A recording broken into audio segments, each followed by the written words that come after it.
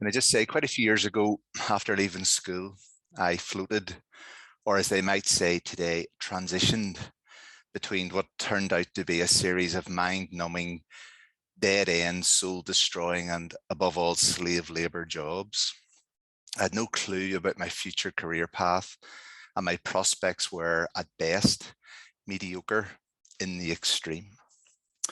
I saw a job advert in my local paper when there used to be job adverts in local papers, when there used to be local papers. After scanning the rest of the ads, I went back to it, hardly believing myself that I would give it a second look. It read, full-time holiday staff required for a demanding yet fulfilling role, working in a local family-run business with a wide range of clients, potential longer-term prospects. Bonus payments for unsociable hours and holiday working. Become a valued member of a dynamic team working hard to keep this dying profession alive. Apply to McDermott's funeral directors. I applied.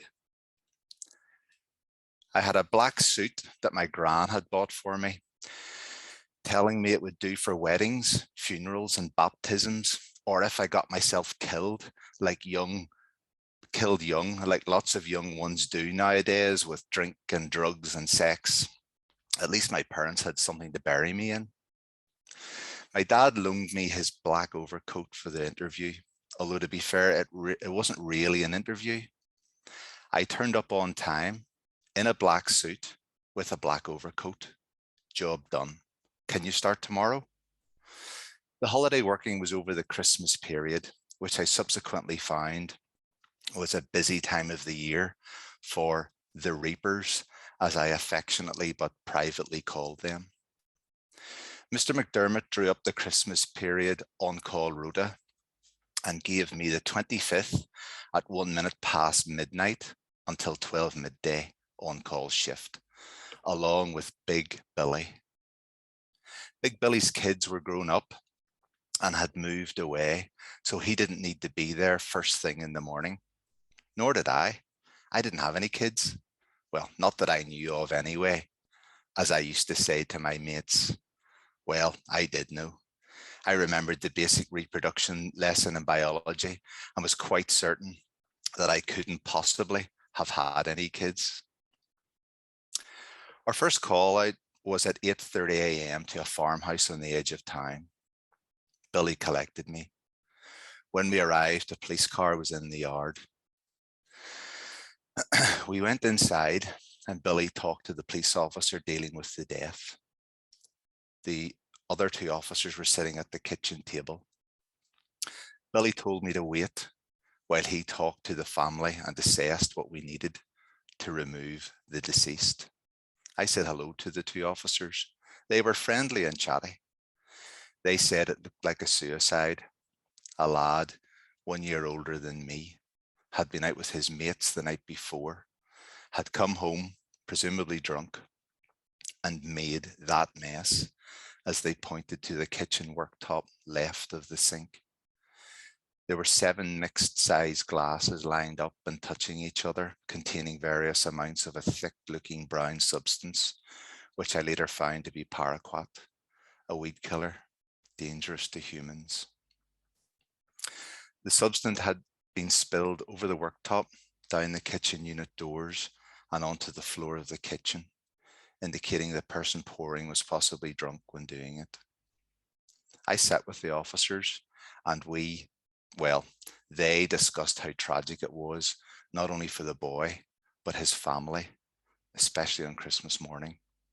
I just nodded in agreement. As they spoke, I could smell stale alcohol. My face must have made one of those micro expressions of questioning something without speaking. The older one must have noticed because he immediately took a pack of mints from his pocket and offered us both one after he had popped 2 himself. His colleague took one, but I declined. The smell of stale alcohol was soon replaced with minty freshness. Just then, the older brother of the deceased came into the kitchen, although we didn't know who he was at the time, and said, "Would you like a cup of tea, lads?"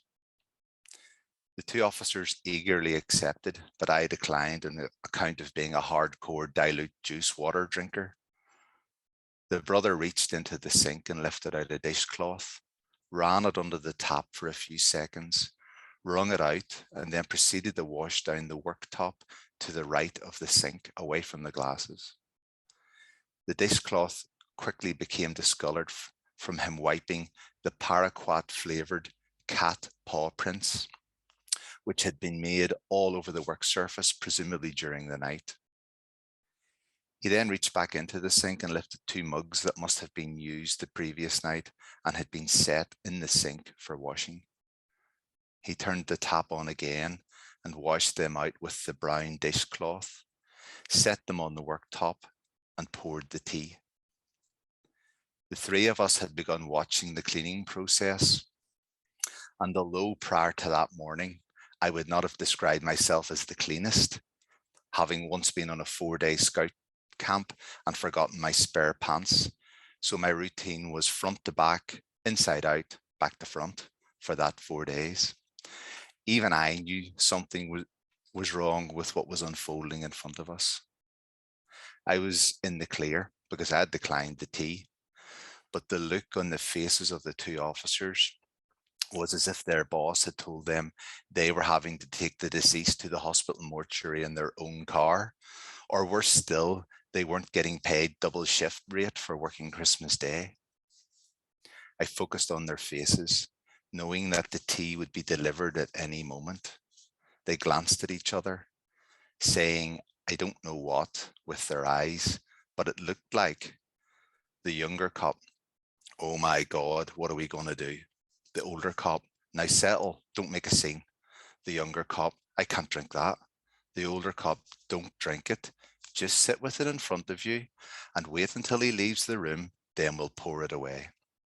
The younger cop, "I really can't drink that." The older cop, "Don't be rude.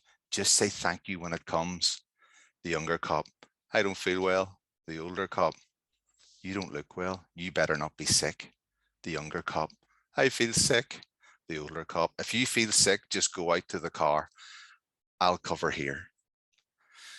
As the 2 cups of tea were set firmly on the kitchen table in front of the two officers, the younger one, who was now completely white, retched, and a small amount of sick hit the table and ran down the outside of his mug of tea. I don't know if any went inside. His lips shut tightly and his cheeks filled. The older officer, in a slightly raised voice, said, "Go!" And the younger one got up from the table and walked briskly to the kitchen door, letting himself out into the yard.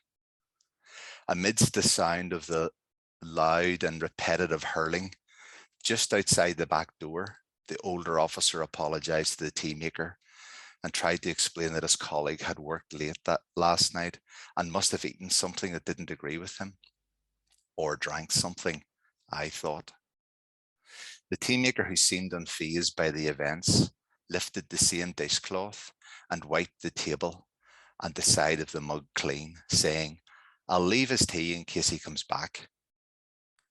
Now, I looked at the older officer and we made eye contact.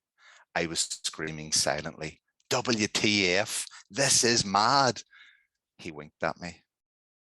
The tea maker returned to the sink, turned on the tap, rinsed the dishcloth under the water for a couple of seconds, lifted a small fat glass from the sink, which must have been sitting with the cups for washing, gave it a rinse with the cloth and said to me, "We have some dilute orange, if you'd like a glass of water."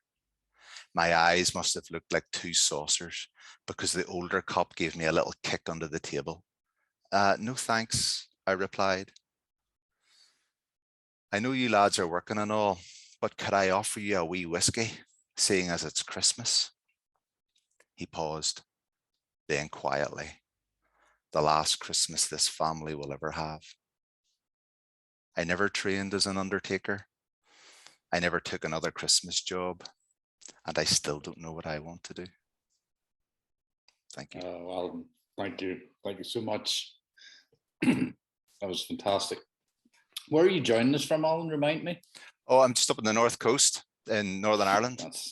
Yes, I knew you weren't in Belfast, but I just couldn't remember where it was. What is that lovely rainbows? Where's it going from and where's it going to? That was a photograph we took when we were out walking on the north coast. That was just after we'd been soaked and just before we got soaked for the next time. Yeah, there's nothing like a good old summer in Ireland to get you soaked. Alan, that was great. Thank you so much. And it's lovely to see you again. Don't leave us so long next time. Okay, thanks for having me. I really appreciate it. Great to see you. Thank you. Take care.